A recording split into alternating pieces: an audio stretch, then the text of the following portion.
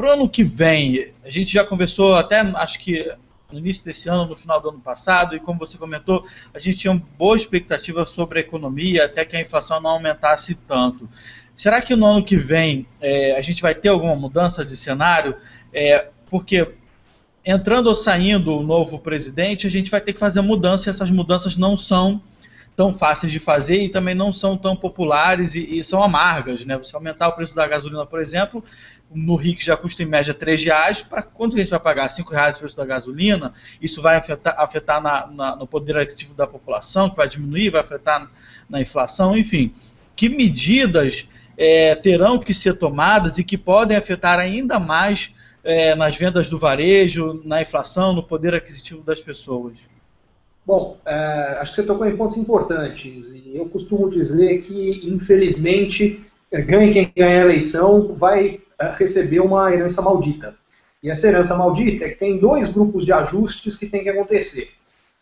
O primeiro são de preços que o governo controla e que desde 2007 vem subindo abaixo da inflação, e particularmente nos 2 últimos anos muito abaixo da inflação. Estou falando de gasolina, mas estou falando também de ônibus, de metrô, de tarifa de energia elétrica, enfim. Isso vai ter que ser reajustado, senão não vai ter investimento nesses setores e eles já estão aos frangalhos. Então será reajustado e provavelmente não só no ano que vem, mas no seguinte. Isso gera uma pressão inflacionária. Só para dar uma ideia, se o reajuste acontecesse de uma vez só, o impacto na inflação, a inflação especificamente desse grupo de preços que o governo controla, chegaria a 14% no ano que vem. Eu acho que não vai ser feito de uma vez só, vai ser feito aos poucos. Mas ainda assim, a gente terá uma pressão inflacionária e provavelmente quem ganhar a eleição terá de elevar os juros em algum momento no começo do ano que vem. O que isso significa é um crédito ainda mais escasso, mais caro e menos consumo. Portanto, isso significa um crescimento ainda muito limitado no ano que vem. Tem um segundo fator, que é o fator das contas públicas. Eu dei o exemplo da Petrobras, que o custo da Petrobras são 40 bilhões, dei o exemplo do custo da energia elétrica, que são 30 bilhões. Tem mais um marcante, por exemplo, auxílio-desemprego. Em 2004, o Brasil tinha 12% de desemprego e gastava 10 bilhões de reais com auxílio-desemprego. Nos últimos 12 meses, a gente teve uma queda, quer dizer, ao longo desse período a gente teve uma queda brutal do desemprego, o desemprego hoje é de 5%. O que seria de se imaginar é que o gasto com auxílio-desemprego cai. Não no Brasil. Na realidade, o que aconteceu é que nos últimos 12 meses esse gasto passou de 45 bilhões de reais. Por quê? Porque desemprego é uma das estatísticas mais enganadoras que eu conheço. A maior parte das pessoas acha que desempregado é quem não está trabalhando. Aliás, para receber auxílio-desemprego é isso mesmo. Mas não para aparecer na taxa de desemprego. De cada 100 brasileiros considerados em idade de trabalho, que o critério da estatística é acima de 15 anos, a gente tem 46 que não trabalham, 44 que não trabalham, mas que não procuram emprego. Esses caras estão fora da estatística, sobraram 56. Dos 56, 53 trabalham e 3 não trabalham e procuram emprego. São considerados desempregados só esses 3, que divididos pelos 56, dá 5% de desemprego.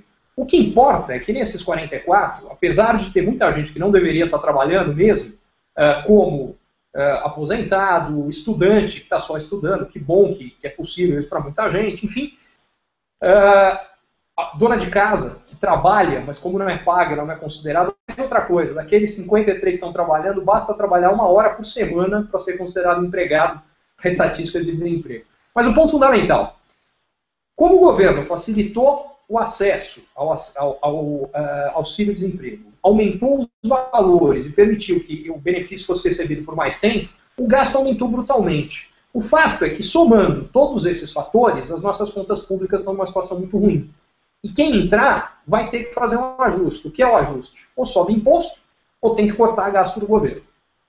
Como não tem nenhum grande projeto de corte de gasto do governo sendo falado, a sensação que eu tenho é que vem aumento de imposto aí. Aumento de imposto e aumento de juros são duas coisas que levam a economia a crescer menos. A única forma do Brasil ter uma aceleração de crescimento ao longo do ano que vem, eu diria principalmente mais para o segundo semestre, é dando um choque de confiança. Porque hoje a confiança do consumidor no Brasil está no nível mais baixo em 10 anos. Aliás, não por acaso vendas do varejo vem caindo. As pessoas não compram coisas de valor unitário alto. Por que o setor de automóvel e o setor imobiliário foram os que mais sentiram nos últimos meses? Porque as pessoas estão com medo do futuro, não estão gastando. E os empresários idem. Quer dizer, dependendo do setor, você tem a confiança dos empresários no nível mais baixo entre os últimos 7 ou os últimos 24 anos. O resultado é muito simples, não estão investindo.